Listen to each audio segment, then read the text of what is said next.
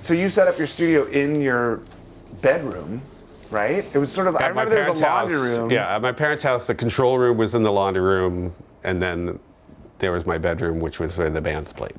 I did the flat duo jazz there too. Dexter Gromweber, do you remember them? No. I remember flat He duo knows jazz. them.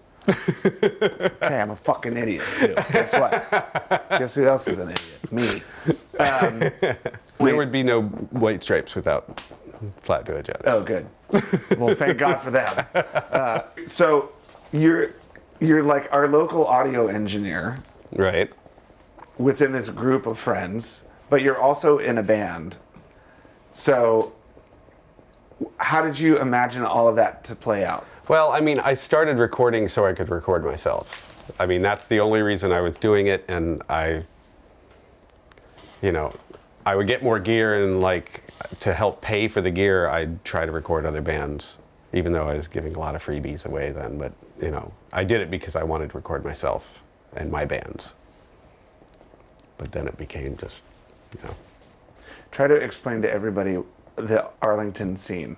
Like the little reunion we just had. You mean like, our scene? Our scene. Try to explain our scene to everyone. I don't know if I could. Really close knit, and we just had a great time all the time. We were at this open door policy. You can walk in anytime you want, hang out. Hey, what's up? I just thought it was so cool that in every house there was a jam space. Yeah. Like there was this house on Route 50. And this fucking house was there was just jam space. And then the other, like, everybody's house had instruments in it. Yeah. And everybody, I don't know if it was the Woodlawn thing or what it was, that nobody was going to become a lawyer. You know what I mean? Like, there wasn't... A lot of teachers. Yeah, but I didn't feel like there was any pressure to be anything but cool, That's true.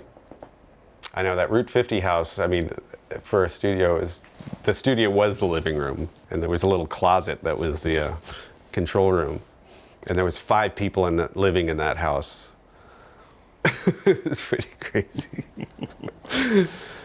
And then you guys started playing there. Well, I mean, come on. Dane Ramage. So, okay, we can kind of jump forward a little bit to... Okay. Do you remember me joining Nirvana? I don't remember how I told you. Well, I remember you called me up from LA. It was like, Skeeter left again.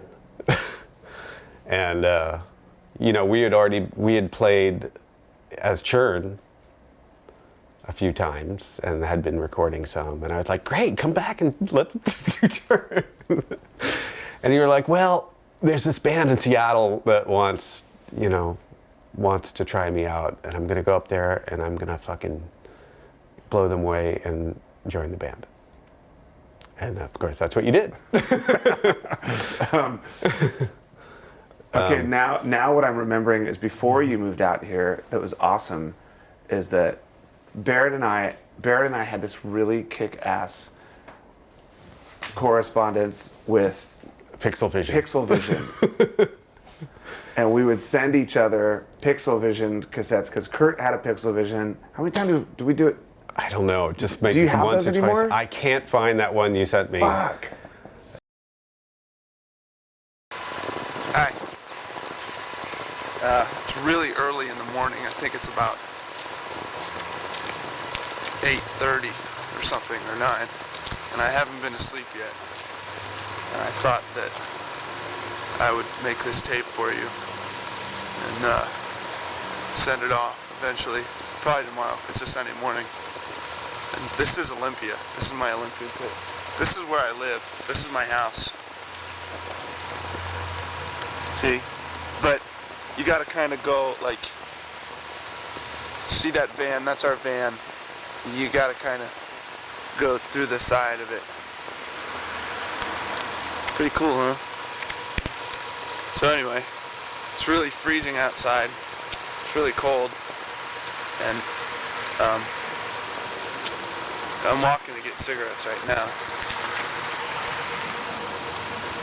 I'm walking over to the A.M. P.M., which is kind of a West Coast 7-Eleven deal. They might have them on the East Coast, I'm not sure.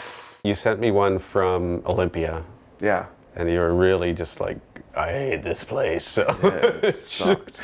and that's when you were like, you got to move out here. You got to move out here. And, Yeah. that was the winter. When was the record? Was that It before was the record? or- Spring. Yeah, because we went down there in the spring. But what did you remember? Okay, so what do you remember about going to Sound City? Why were you in Los Angeles? I don't remember. I went out there because you were recording a record. Oh, there you go. You said, come out, we're making a record in Sound City. And I hung out there for a week. I remember, is that when you got the motorcycle? Yes. 'Cause I remember riding the motorcycle around. I remember the Oakwoods where you guys were staying and you were kind of trashing it. And I remember, being in Sound City, it was like, oh my God, look at all these records that were made here. They're so cool. And I remember things seemed really slow in the studio because I'm used to making a record in a day. And Kurt goes in there and does one guitar track in an afternoon and then maybe sings a song. And that's it. That's the whole day. It's like, wow, really? But I also remember just like being so floored by how good it sounded. Just so good. I also remember giving Kurt the idea for Stay Away, because he was saying pay to play. Oh, really? Yeah. I didn't know that. Yeah, there was a moment where everybody was trying to, what can we say besides pay to play? And I said, stay away. Really? And you don't remember when I You should call Courtney for that fucking publishing. you don't remember when I bet Kurt that you guys would be on the cover of Rolling Stone by the end of the year? No. You did? How much did you bet? No, there was no bet. There was like, I was just like, I'll bet you that you'll be on the cover of Rolling Stone. Well, you were wrong. It didn't happen until 92. Well, Yes! Facial! Kidding.